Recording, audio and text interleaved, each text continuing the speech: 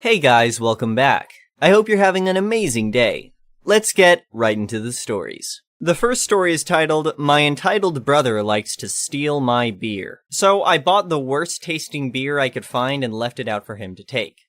Not long ago, I posted about how my brother went out of his way to follow me when I tried to go camping alone. Him and that crazy vehicle he calls the mini ram that he made by cutting up a minivan and adding all sorts of other mods. My brother has stolen beer from me before on previous camping trips because he and his friends always drink too much and never buy enough. And when he followed me to my camping spot with his own camper a couple weeks prior, he tried to steal a six-pack from my fridge and acted like a big baby when I made him give it back. So I thought up this little gem of an idea. But it was no easy feat, as my brother will drink just about any beer so long as it gets him drunk. To try and find a beer that was truly nasty, I started asking around and buying different brands. After a couple weeks, I hit Pay Dirt. I won't say the brand name of the beer, but it was bad. There was so much hop to the flavor that it made me shudder every time I took a swig.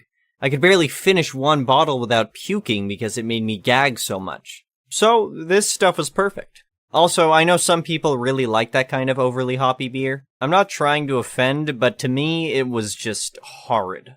I started openly talking about going camping again in my favorite area, and getting my friends to join in. My brother easily got wind of this, and decided he wanted to go camping too. He showed up with his mini ram and camper about 2 hours after I'd gotten to the campsite. Only this time, he didn't try to park next to me, and instead went to the next spot about 100 yards further down the road. My friends and I partied it up in our own way. Played music, danced like idiots around a fire, played stupid games, all the usual. And knowing my brother, he and his friends would run out of beer at some point and try to mooch off us because they have no concept of drinking in moderation. They didn't bother us on the Friday night. But on Saturday night, around 1 or 2 a.m., my brother hobbled over asking for beer. We all just ignored him like he wasn't there, which made him get an attitude.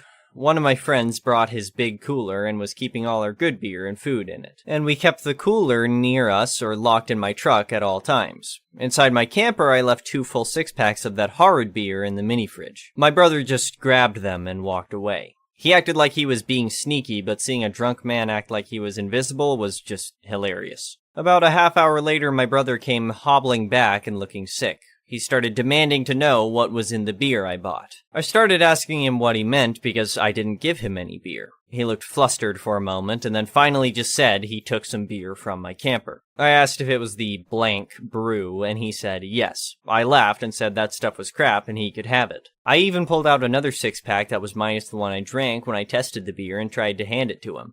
He looked like he wanted to throw up at the sight of it and left. Then, just to be extra petty, my friend and I snuck over to his campsite after a little while and left the remaining 6-pack on top of his cooler. He and his friends were all wasted and actually still drinking the nasty beers I tricked them into stealing. And their faces all showed how bad it was. Every time one of them took a swig, it was followed by RBF. But they were so drunk that they probably wouldn't even notice there was more of that same beer. My friends and I watched from nearby as they kept drinking and making sour faces. My brother eventually puked on himself and then ran into the river to get the vomit off himself. He threw up some more in the water. It wasn't a pretty sight, even though we could barely see him in the dark. We could still hear him.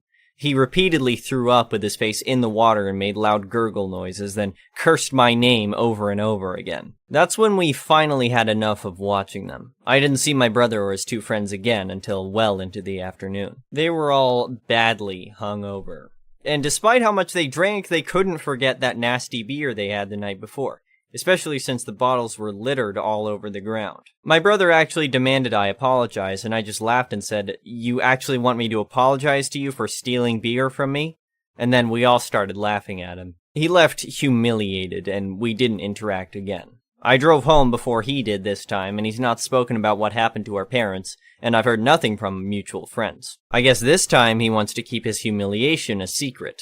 I think next time I'll get some beer spiked with laxative to leave for him. That might be funny. The next story is titled, Karen, my neighbor, poisons and attempts to kill my guard dog to gain unauthorized access to my pool safely. Growing up, I always had a love for animals. I grew up in a home filled with pets, dogs, cats, birds, and even a hamster. As I grew older and moved into my own house, I knew that I wanted a pet that could not only keep me company, but also help keep me safe. That's when I decided to adopt a German Shepherd mix named Max. From the moment I brought Max home, he quickly became my closest companion. He was always by my side, and I felt safer knowing that he was always on the lookout. Max was the perfect watchdog, always barking when someone approached the fence, but he never harmed anyone. However, my neighbor Karen had different ideas. Karen believed that just because she had children, she could come onto my property and use my pool without asking. When I told her that she couldn't trespass, she screamed at me and called Max a monster. It wasn't long before Karen started taking matters into her own hands. Max became very sick out of nowhere and I rushed him to the vet. After some tests, the vet found traces of poison in his system. I was devastated, but relieved to hear he would recover. When I checked my security cameras, I was shocked to see Karen feeding Max something from a bag. I knew I had to take action. I hired a lawyer and we filed a lawsuit against Karen for trespassing, making false claims to animal control and animal abuse. I wasn't sure what to expect when we got to court, but Karen admitted to everything. The judge was outraged and ordered her to pay my entire vet bill and complete community service at an animal shelter. The news of Karen's actions quickly spread throughout the neighborhood and she became an outcast. Although justice was served, it was hard not to feel uneasy knowing what Karen had done. I made sure to always keep an eye on Max and installed more security cameras around my property. A few months had passed and I was beginning to feel like things were finally settling down. I was sitting in my living room reading a book when I heard a loud crash. I ran outside and saw that Karen had crashed her car into my fence, attempting to break in once again. This time, she was carrying a bat and a knife. I immediately called the police, but I knew I had to act fast to protect Max. I grabbed my phone and my pepper spray and ran to the backyard. When I got there, I saw Karen attempting to climb over the fence. Max was barking louder than ever before, trying to protect our home. Karen saw me and charged at me with the bat. I sprayed her with the pepper spray, but it didn't seem to faze her. She swung the bat at me, but I was able to dodge it. In the commotion, Max managed to get loose from his leash and jumped on Karen, biting her arm. The police arrived just as Karen was trying to free herself from Max's grip. They arrested her and charged her with attempted assault, breaking and entering, and possession of a weapon. I was shaken, but I knew that Max had saved my life. In the end, Karen was sentenced to 10 years in prison for her crimes. Max was hailed a hero and even got his own segment on the local news. I was grateful for his protection and I knew that I would always be safe with him by my side. The next story is titled, Neighbor Moves After I Install a Camera. I live in a semi-detached house and share a driveway. When I first moved in, an older British couple lived next door. I got along with them great, then the wife passed and the husband moved to an apartment and sold the house to someone I will call Cece. Initially, there were no issues with Cece, but sometimes she did things that annoyed me. However, for the most part, I was able to ignore her and her extended family. On one occasion, I found the roof of my spouse's car dented after it was left on the street. On another occasion, I found damage to my spouse's car, and the easiest explanation was if someone backed out of Cece's driveway without looking. I didn't have any firm evidence, just circumstantial evidence. So, I installed a camera, no audio, just video, on my garage that looked out over the shared driveway and the street. I then went and told all my neighbors about the damage to the car and the new camera. Nobody verbalized any concerns and nobody admitted to the damage. By the end of the next week, Cece listed her house for sale and it closed quite quickly, and I had a new neighbor. Now, Cece was a realtor and should have known the law about vacating her old house, but she was still making trips with her stuff long after the new owner showed up. Cece ended up suing the new owner because she had left stuff behind that she was trying to recover. On one morning, as I was leaving for work, I saw the legal papers on the windshield of the new owner's car, so I made a point of asking about them. This is when I learned about all of the drama and the ongoing issues. The new owner indicated that they were going to have to document everything to defend themselves in court. This is where the petty revenge came in. I asked if the new neighbor wanted video footage.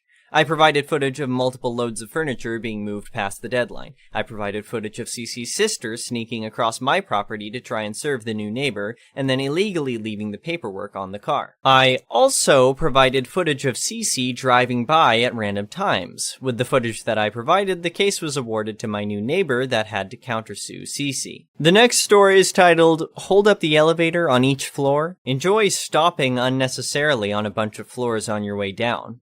So, yesterday I was returning home with a heavy bag of groceries. As I approached my apartment building, I saw a delivery man with parcel trolley waiting at the door. I decided to open it for him so he could get in while I checked my mailbox. As I entered the building, I heard him get on the elevator. He must have heard me enter the building as well, but he didn't bother to hold the lift for me. No big deal, I'll just wait for it to come back down. The elevator stopped on the 4th floor, and I noticed it stayed at the 4th floor for a lot longer than it normally should, almost like it was stuck.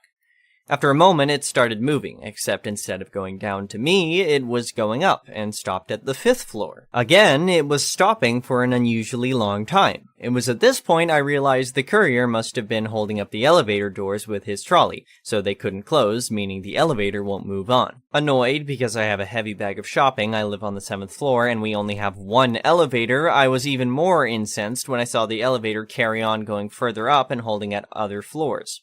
At this point, I'd been waiting a good couple of minutes, so I decided to take the stairs to the 7th floor. However, I ran as fast as I could. Why? Because the elevator was coming down from the 16th floor, and on my way to the 7th floor, I pressed for the elevator on each floor I passed. If he enjoyed holding up the lift, he could spend extra time in them on the way down. I waited in the stairwell and listened to the elevator stop on my floor, doors open, doors close, stop on the 6th, and so on. When it hit the 5th, I could just about hear the courier say, "For duck's sake," as he realized no one is getting on the elevator. I was out of breath and had a good sweat going on, but it was worth it in the name of pettiness. The next story is titled, Karen Wants to Buy My Nintendo Switch with My PayPal Included. A little bit of background to the context, I was selling my Nintendo Switch and I made it very clear I was not sending it through the mail. It breaks a lot here. It was listed for around $300 USD with games, a bag, and an SD card, around $50 USD. It's also translated from another language, so spelling might not be the world's best. Karen. Hi, Mr. 16. I see your Nintendo is for sale. Me. Yes, it's still for sale. Karen. Great, I'd like to buy it for $150 US with shipping and all accessories. Mr. 16. First of all, I'm not sending it. Second, $150 US is way too low. $300 US is the lowest I can go. Karen. But I need it. Yes, she wrote that. Mr. 16. Not really my problem. I'm not in a rush to sell it. Karen. Fine, I'll do $300 US with your account password linked. Mr. 16. That's not gonna happen. First of all, I'm not shipping. Karen. But if I need to come pick it up, I want your account as well. And it better be linked to PayPal. Mr. 16. So, let me get this straight. You want, for $300 US, to come here, get the Switch, and my account together, with my PayPal? Karen. That's right. Since I have to drive an hour, it's the least you can do. Mr. 16. Haha, nope. Never going to happen. You know what? I'll give it for free to my brother, or see if another person will come buy it. Karen. But I need it. Mr. 16. Bye. Blocked. The last story is titled, Guy Potentially Ruined His Life for Telling Me to Kill Myself. I'm not entirely sure how correct this story is for this subreddit, but it might fit. I work for an IT company that does tech support. We receive calls for help. We try to help. This guy called up asking for help to remove a piece of software that required administrator rights. Pretty standard, nothing special. However, the computer he was requesting help with was his own personal computer. Obviously, we don't have any access or control over random people's computers. I have zero way I can help him without the admin account, and he said he doesn't know the account. The software was some kind of parental management software that restricts him from doing things. This guy is in his early 20s. I know this because we can see the details of the people that call us on our system. So, kind of hilarious he has this software installed. Anyway, after I tell him that I cannot help him, he ends up telling me that I work for a trash company and that I should kill myself. I don't even respond, and he hangs up the phone. Now, obviously the calls are recorded, and I'm not going to just ignore what just happened. I tell my manager the story, he listens to the phone call. My manager then calls the liaison for the company he called from. They find out that this guy is an intern at that company. He now no longer works for the company. During the call, they decide to get the CEO on the phone and tell him what happened. Shortly after that call, the CEO lets us know that he called the university that the guy is currently going to. The university has now dropped him from all his classes. This guy has now lost his intern job and lost his placement in university, all because he told me to kill myself on the phone. Thank you for watching. I would really appreciate it if you could like the video and subscribe to our channel if you haven't already. We'll